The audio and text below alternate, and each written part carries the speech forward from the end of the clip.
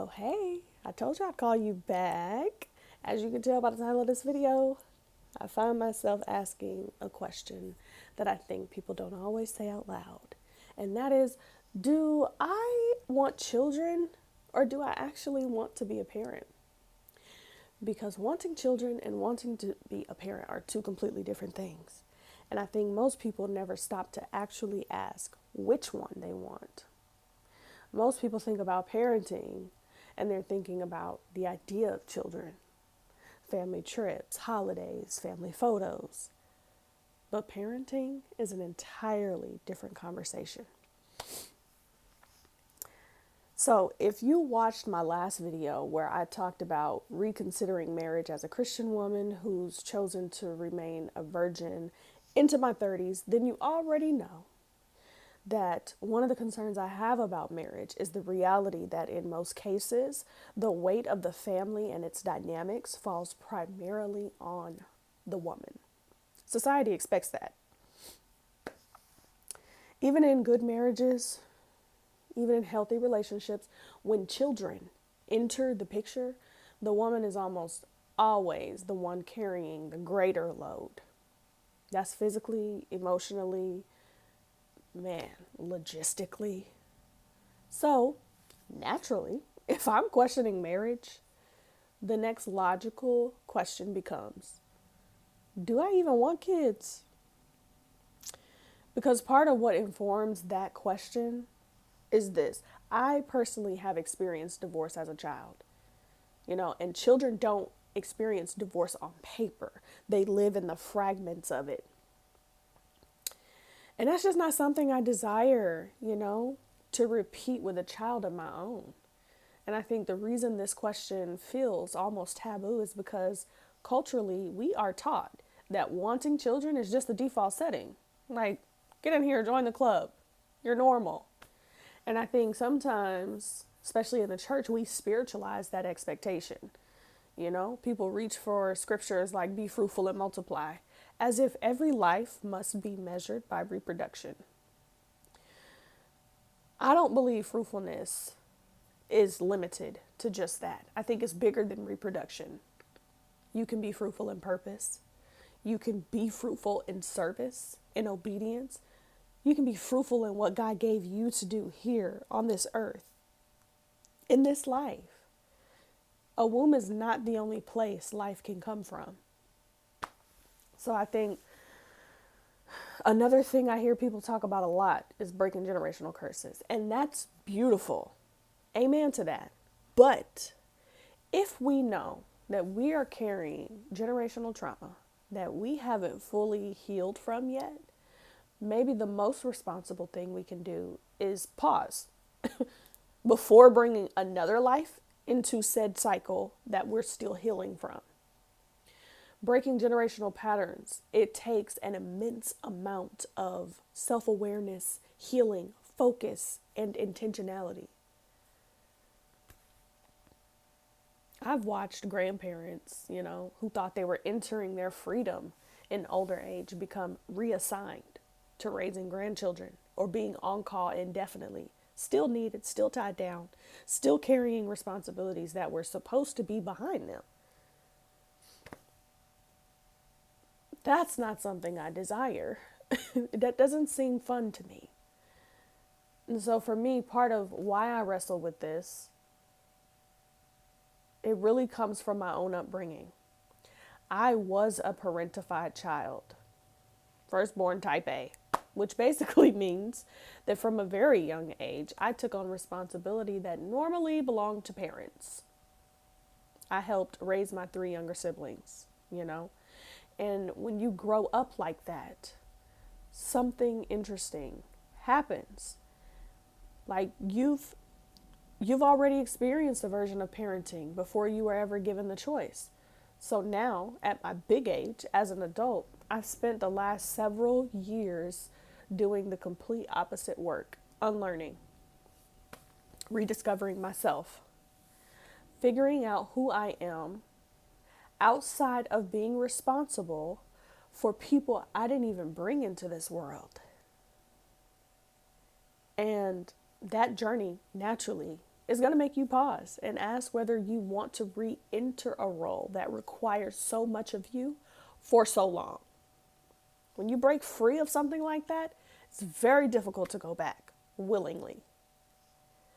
So after spending so many years, responsible for other people, I'm finally learning what it feels like to live for myself, to build a life that reflects my own choices and thoughts, my own rhythms, my own calling.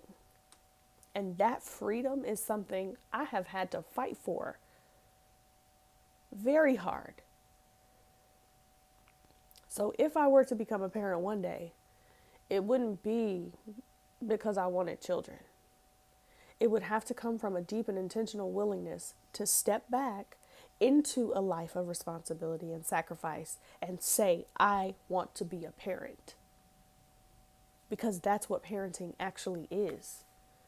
Parenting means dying to yourself in every way. Your time isn't yours anymore. Your energy isn't yours anymore. Your priorities shift in ways that are permanent. And there's another aspect of parenting that people don't always talk about. Children are unpredictable. And so if my child were born with disabilities or special needs, the level of sacrifice then required would increase dramatically. And that's something I've had to ask myself, honestly. Would simply wanting children be enough to sustain the kind of lifelong commitment that situation might require? Because parenting is about loving and caring for the child that you actually receive. And this is where honesty comes in. Are you willing to sacrifice all that you are and all that you have for this child? What if they're born with disabilities? What if you get divorced? What if one of you loses your job? What if one of you passes away early, unexpectedly? If I'm being completely honest, another reason I wrestle with motherhood is because I've observed how often parenting becomes a lopsided arrangement. The emotional labor, the invisible labor, so often it falls on the woman. I have even heard men refer to caring for their children as babysitting. Like babysitting your own child. If I ever married a man that said, let me stay focused. The truth is, I know I would be a great mother, but I am not convinced that I would be a happy one. I'm not. Then people talk about, oh, you could adopt, or what if your spouse has children of their own? Adoption and blending families, it brings complexities of identity and trust of its own, belonging that's rarely discussed honestly. And I say that as someone who grew up around the realities of step parents and blending family dynamics.